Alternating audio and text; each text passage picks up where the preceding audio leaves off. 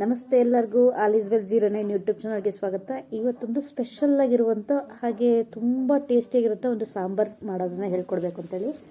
ಇದು ಹಾಸನ ಸೈಡಲ್ಲೆಲ್ಲ ಜಾಸ್ತಿ ಮಾಡ್ತಾರೆ, ಮಜ್ಜಿಗೆ ಸಾರು ಅಂತ ಹೇಳಿ. ತುಂಬ ಚೆನ್ನಾಗಿರುತ್ತೆ. ಇದಕ್ಕೆ ಬೀನ್ಸ್ ಕಾಳು ಅಂದರೆ ಡಬಲ್ ಬೀನ್ಸ್ ಅಂತ ಹೇಳ್ತಾರಲ್ಲ, ಆ ಬೀನ್ಸು ಈ ಕಡೆ ಎಲ್ಲ ಹೇಳೋದು ತಿಂಗ್ಳುಳ್ಳಿ ಕಾಳು ಅಂತ ಹೇಳ್ತಾರೆ. ಅದನ್ನು ಮನೆ ಹತ್ರ ಹಾಕ್ಕೊಂಡಿದ್ರು ಅಪ್ಪಾಜಿ ಅಮ್ಮ ಅವರು.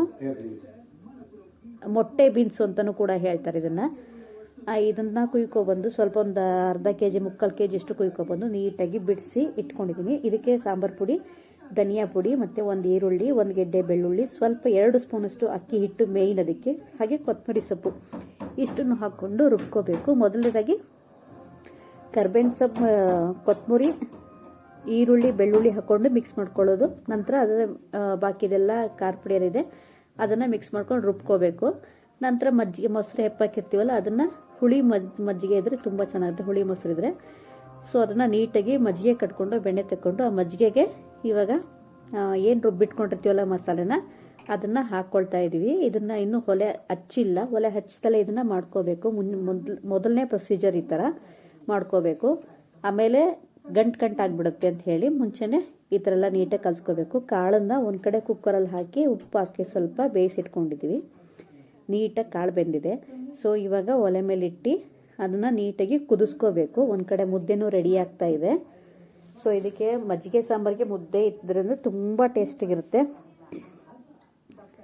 ಇವಾಗ ಮಸಾಲೆ ಏನಿರುತ್ತಲ್ಲ ಅದಷ್ಟನ್ನು ಹಾಕ್ಕೊಂಡು ಮಿಕ್ಸ್ ಮಾಡ್ಕೊಳ್ತಾ ಇದ್ವಿ. ಕಾಳೆಲ್ಲ ಹಾಕ್ಕೊಳ್ತಾ ಇದೀವಿ. ಈಗ ಬೆಂದಿರೋ ಕಾಳುಗಳನ್ನ ಮಜ್ಜಿಗೆ ಇದಕ್ಕೆ ಹಾಕ್ಕೊಂಡು ಚೆನ್ನಾಗಿ ಕುದಿಸ್ಕೋಬೇಕು.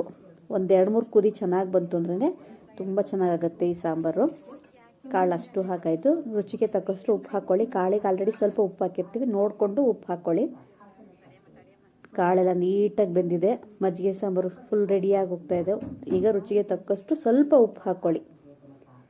ಉಪ್ಪು ಹಾಕ್ಕೊಂಡು ಕುದಿಸ್ಕೊಳ್ಳಿ 1-2 ಕುದಿ. ಅಷ್ಟರೊಳಗೆ ಮುದ್ದೆನೂ ಫುಲ್ ನೀಟಾಗಿ ರೆಡಿಯಾಗಿದೆ. ತಟ್ಟೆಗೆ ಆಲ್ರೆಡಿ ರೆಡಿ ಆಗ್ತಾ ಇದೆ ನೋಡಿ.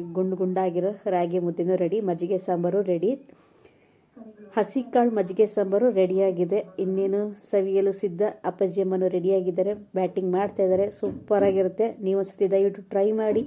ತುಪ್ಪ ಆಗಲಿ ಅಥವಾ ಬೆಣ್ಣೆ ಆಗಲಿ ಮಾಡ್ಕೊಂಡು ತಿಂತು ಅಂದರೆ ತುಂಬ ಚೆನ್ನಾಗಿರುತ್ತೆ. ಯಾರ್ಯಾರು ಹೊಸ ಚಾನಲ್ ನೋಡ್ತಿದ್ರೆ ದಯವಿಟ್ಟು ಸಬ್ಸ್ಕ್ರೈಬ್ ಆಗಿರೋ ಲೈಕ್ ಬಟನ್ ಪ್ರೆಸ್ ಮಾಡಿ. ನಿಮಗೆ ಮತ್ತೊಂದು ವಿಡಿಯೋದೊಂದಿಗೆ ಸ್ಪೆಷಲ್ ಆಗಿರೋ ವಿಡಿಯೋದೊಂದಿಗೆ ಬರ್ತೀನಿ. ನಮಸ್ಕಾರ.